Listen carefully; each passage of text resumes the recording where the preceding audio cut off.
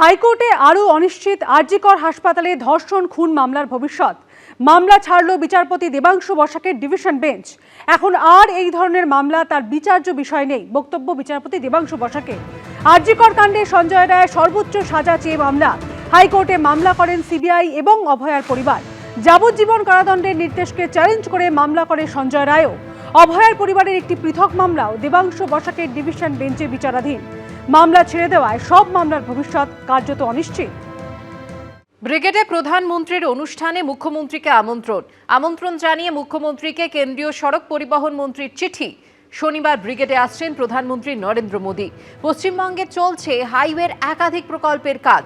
জাতীয় সড়ক সহ একাধিক প্রকল্পের সূচনা করবেন প্রধানমন্ত্রীর সেই অনুষ্ঠানে থাকার জন্য মুখ্যমন্ত্রীকে আমন্ত্রণ।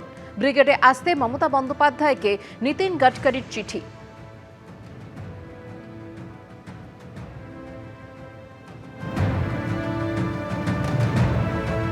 নীতিন গডকরি বিজেপির দেউলিয়া রাজনীতির নাটক করছেন। ব্রিগেড তো এমনি লোক হবে না, ফ্লপ, অন্য রাজ্য থেকে এদিক ওদিক থেকে এনে একটা, কিন্তু সেটা তো রাজনৈতিক সভা আগে থেকে ঘোষিত, ওদের বিজ্ঞাপন বেরিয়ে গেছে। তো ওরা যেখানে প্রচার করছে, যেখানে ওদের লোক আনার জন্য মরিয়া হয়ে ছুটে বেড়াচ্ছে, লোক হচ্ছে না, জেলায় জেলায় পরিবর্তন যাত্রা ফ্লপ, এখন এই ধরনের নাটক করে চোখ টানার চেষ্টা। যুক্তরাষ্ট্রীয় কাঠামোতে এটাই স্বাভাবিক যে কেন্দ্রীয় প্রকল্প যে রাজ্যে উদ্বোধন হবে সেখানে প্রধানমন্ত্রী উপস্থিত থাকলে মুখ্যমন্ত্রী উপস্থিত থাকবেন, এটাই শোভনীয়।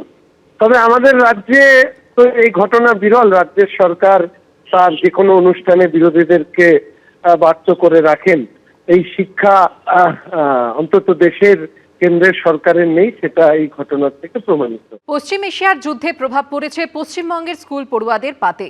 গ্যাসের যোগান কম থাকায় ব্যাহত হচ্ছে মিড ডে মিলের রান্না। কলকাতা থেকে জেলা বিভিন্ন স্কুল সমস্যায় জেরবার। পশ্চিম এশিয়া যুদ্ধে পরস্পরের তেলের ডিপোকে টার্গেট করছে ইরান আর ইসরায়েল।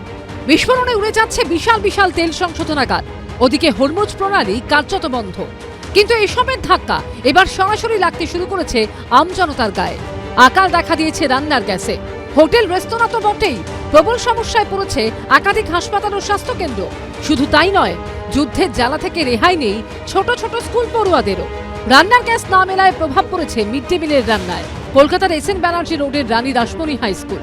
মঙ্গলবার মিড ডে মিলের মেনুতে ছিল ভাত, ডাল, সবজি। বুধবার স্কুলে এসে মিলল সেফ একটা ডিম সেদ্ধ। রানী রাসমণি হাই স্কুল, সেই স্কুলের মিড ডে মিলের সময় আমরা এসে উপস্থিত হয়েছি। আজকে দেখা যাচ্ছে শুধুমাত্র হাতে এইভাবে পড়ুয়াদের ডিম দেয়া হচ্ছে, সেদ্ধ ডিম দেয়া হচ্ছে একটি করে, এইভাবেই পড়ুয়াদের ডিম দেয়া হচ্ছে। কালকে মনে আছে কি খেয়েছো? ডাল, ভাত, সবজি। সবাই একই, সবাই খেয়েছিল, কিন্তু আজকে তো শুধুমাত্র ডিম। সমস্যার কথা স্বীকার করে নিয়েছেন বিদ্যালয়ের প্রধান শিক্ষক। অ্যাকচুয়ালি যে আমাদেরকে রান্না সাপ্লাই করেন বাচ্চাদের খাওয়ার জন্য মিড ডে মিল স্কিমে আন্ডারে, তিনি আমাকে ফোন করে জানালেন যে কুকিং গ্যাসে স্কারসিটি আছে, যেখানে ডিস্ট্রিবিউটার আছে ওখানে পাওয়া যাচ্ছে না। খুব চেষ্টা করেছেন, কিন্তু কুকিং গ্যাস অভাবে কোনো রকম ডিম সিদ্ধ করে আমাদের স্কুল পাঠিয়েছেন। যদি কুকিং গ্যাস পাওয়া যাবে তাহলে আগামীকাল থেকে রান্না দেওয়া যাবে বাচ্চাদের খাওয়ার জন্য।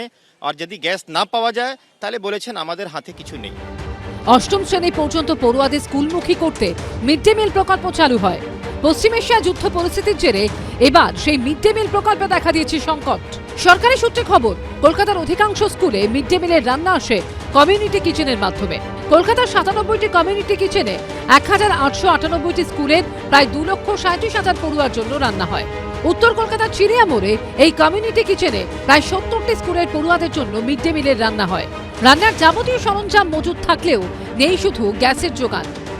আমরা এমনই একটা উত্তর কলকাতার চিড়িয়া মোড়ের কমিউনিটি কিচেনে আছি, যেখানে সারি সারি এইভাবে রান্নার সরঞ্জাম দেখা যাচ্ছে। হাঁড়ি, ডেচকি এবং বড় বড় গ্যাসে রান্না করার যে আধার, সবকিছু দেখা যাচ্ছে। শুধুমাত্র গ্যাসের সিলিন্ডারের অভাব চারিদিকে লক্ষ্য করা যাচ্ছে। কালকে অবধি আমরা রান্না করা খাবার পুরো দিতে পেরেছি, কিন্তু আমাদের দুপুরবেলার পর গ্যাস আসে। কাল বিকেলে বলল যে 2টোর বেশি আমরা আর গ্যাস দিতে পারবো না, যেখানে আমার 4টে গ্যাস লাগে। ডিমটা সেদ্ধ করে পাঠাতে পেরেছি, আর কিছু পাঠাতে পারিনি আজকে। এখন অবধি আমাদের কালকে কিভাবে কি রান্না করব, কি দেব, কি পাঠাবো, এখনো অবধি আমরা কিছু জানি না। এই অবস্থায় দাঁড়িয়ে আছে। মিড ডে মিলে রান্নার সংকট ছড়িয়ে পড়েছে রাজ্য জুড়ে। দক্ষিণ 24 পরগনার মথুরাপুর 1 নম্বর ব্লকের কৃষ্ণচন্দ্রপুর হাই স্কুল। গ্যাসের অভাবে এখানে মিড ডে মিলের রান্না হচ্ছে কাঠের জ্বালানি দিয়ে। প্রতিদিন 1.5টি করে সিলিন্ডার, ভরা সিলিন্ডার লাগে। সে জায়গায় আমরা ডিলারের থেকে পাচ্ছি না। কাঠের সেখানেও দাম বেড়ে গেছে। আমরা সিদ্ধান্ত নিয়েছি আপাতত কাঠের জ্বালানি দিয়ে চালানো। পূর্ব মেদিনীপুরের কাঁথিতেও বিভিন্ন স্কুলে গ্যাসের সংকট চরমে। গ্যাসের অভাবে মাটির উনুনে কাঠ জ্বালিয়ে চলছে মিড ডে মিলের রান্না। কিন্তু এভাবে কতদিন পরিস্থিতি সামাল দেওয়া যাবে জানে না কর্তৃপক্ষ। আমরা আপাতত কাঠ ফাট দিয়ে চালিয়ে নিচ্ছি, কিন্তু যদি দেখা যায় যে এইভাবে বর্ষা এসে যাবে সামনে, তাহলে বর্ষা এসে তো আর কাঠের সরবরাহ কমে যাবে। শিশুদের মুখের যে খাওয়ার রান্না হবে, সেই খাবারটাও হয়তো দেখা যাবে একসময় যোগানের অভাব হয়ে যাবে। বীরভূমেও সিলিন্ডার নিয়ে আশঙ্কার এই ছবি ধরা পড়েছে। কিন্নাহার শিবচন্দ্র উচ্চ বিদ্যালয় কর্তৃপক্ষের দাবি, মজুদ সিলিন্ডার দিয়ে খুব বেশি আর 2 থেকে 3 দিন কাজ চালানো যাবে।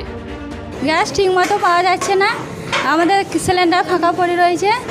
মানে আজকের মতন হয়ে যাবে, কালকে পরশু কি হবে বলতে পারছি না, রান্না বন্ধ হয়ে যাবে। সব মিলিয়ে সংকট চরমে। কৃষ্ণেন্দু অধিকারী, ভাস্কর মুখোপাধ্যায় ও ঋত্বিক প্রধানের রিপোর্ট, এবিপি আনন্দ। এবিপি আনন্দ, এগিয়ে থাকে, এগিয়ে রাখে।